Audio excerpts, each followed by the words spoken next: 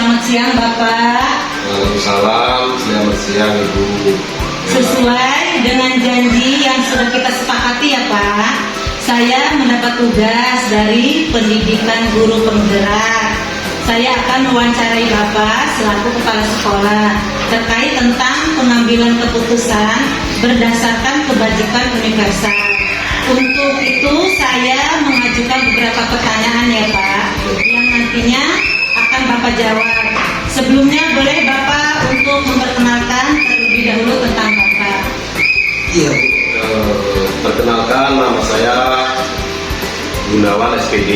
Saya sebagai Kepala PAUD Islamiyah Binisari, Kecamatan Jagung, Kabupaten Lampung Timur.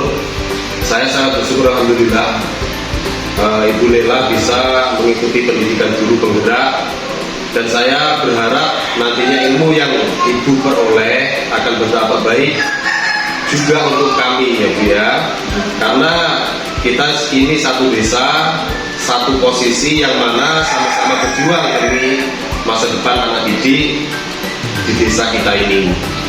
Oke Pak, baik. Terima kasih atas dukungannya ya Pak. Mudah-mudahan nanti kita bisa maju bersama demi anak didik kita ya Pak. Di sini saya akan menanyakan beberapa pertanyaan. Pertanyaan pertama, bagaimana cara Bapak mengidentifikasi sebuah permasalahan atau kasus yang mana permasalahannya tersebut termasuk dalam kategori dilema etika ataupun kategori rujukan moral? Baik Bu ya, pengalaman saya pribadi ini mengidentifikasi kasus itu merupakan dilema etika atau rujukan moral adalah pada saat PTBD atau di PAUD ya, penerimaan siswa baru di PAUD.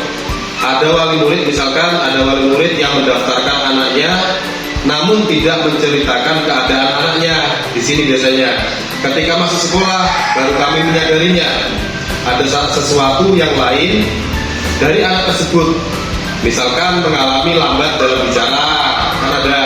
Terus namun anak tersebut mengerti apa yang orang lain ucapkan. Kami berdiskusi dengan guru-guru dan membahas hal ini.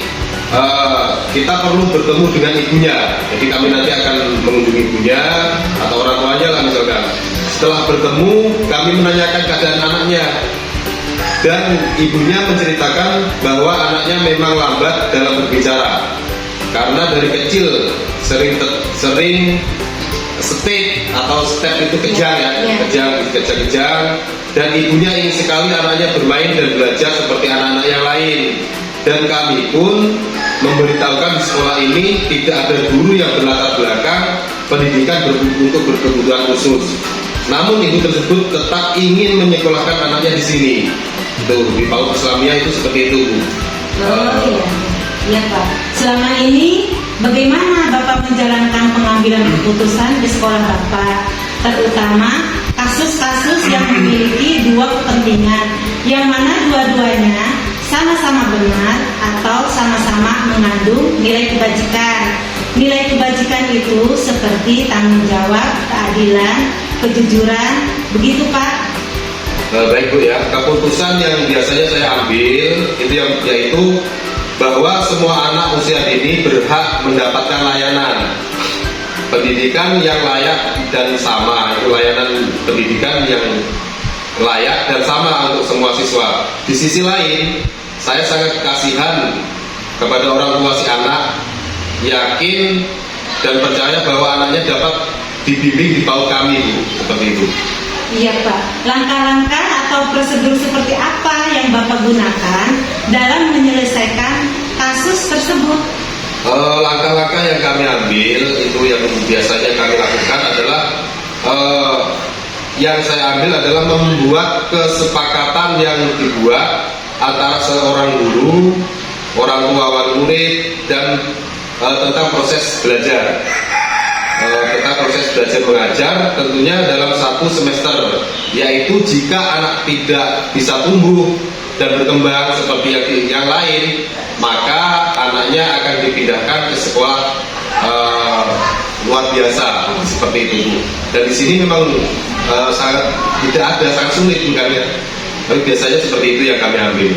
Iya Pak, hal-hal apa saja yang selama ini Bapak anggap efektif dalam pengambilan keputusan pada kasus-kasus yang Bapak hadapi?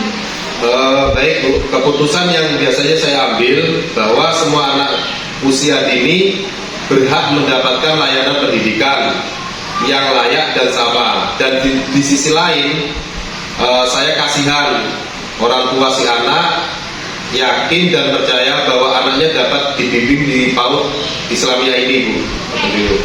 Oke Pak, hal-hal apa saja yang selama ini merupakan tantangan dalam pengambilan keputusan pada kasus-kasus tersebut Pak?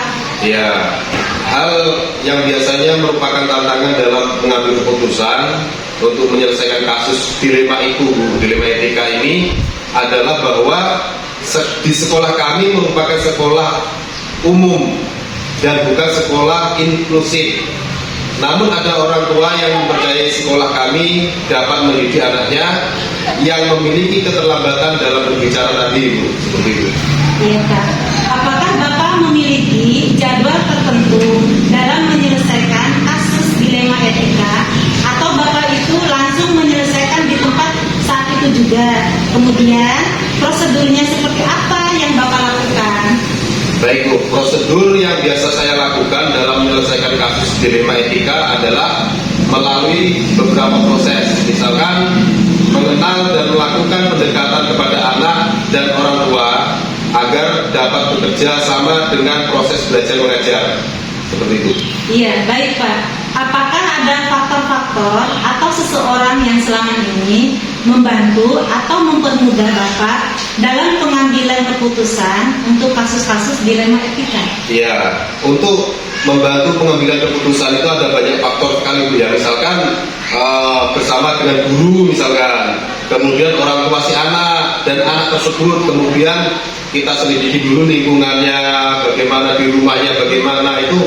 Kalau hanya satu anak kan mudah, nanti kita awasi, misalnya kita tanya-tanya orang tuanya, kita gali informasi dari orang tua, seperti itu. Iya, iya.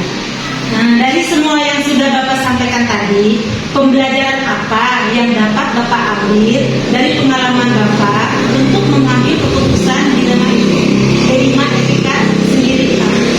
Ya, Bu ya.